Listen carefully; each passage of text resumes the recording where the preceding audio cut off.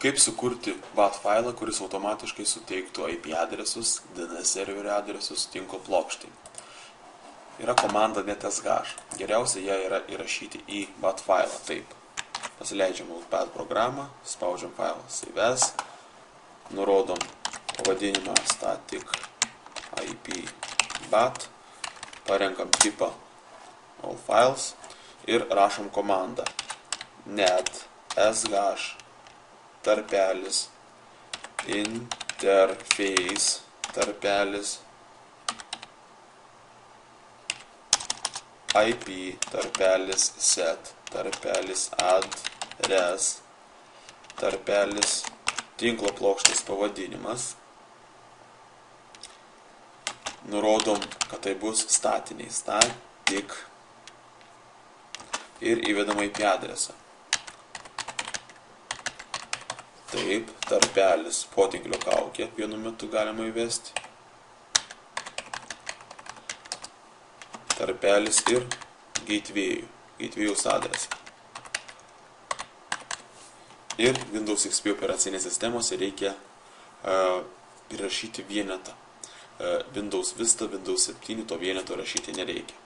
Lygiai taip pat mes galim tą pačią komandą panaudoti įvedant DNS adresą, suteikiant statinį DNS adresą WAT failo paleidimo metu. netsh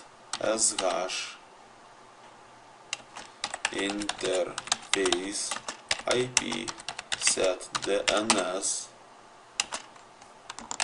tinklo plokštės pavadinimas static ir nurodoma IP adresą. Koks bus DNS IP adresas? Išsaugom, file, save ir bandom paleisti.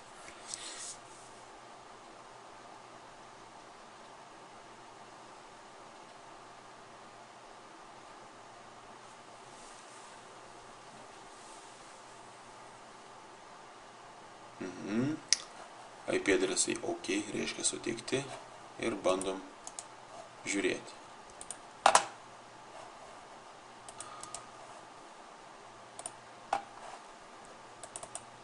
Taip, sėkmingai suteikti nurodyti IP adresai, potinklio kaukė, gateway'aus ir DNS'o IP adresai.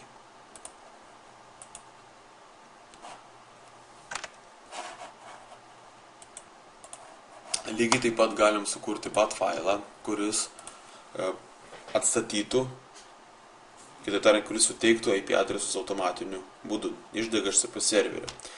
Taip, file save as DHCP IP bat all files tipas save, sukuriamas naujas bat failas ir rašom tą patį komandą netsh interface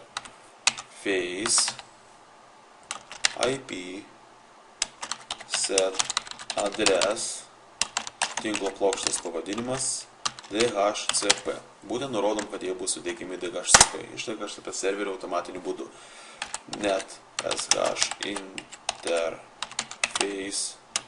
IP set DNS tinklo plokštės pavadinimas DHCP. Dabar nurodysim, kad ne tik IP adresai, bet ir DNS serverio IP adresas bus suteikiamas iš DHCP serverio.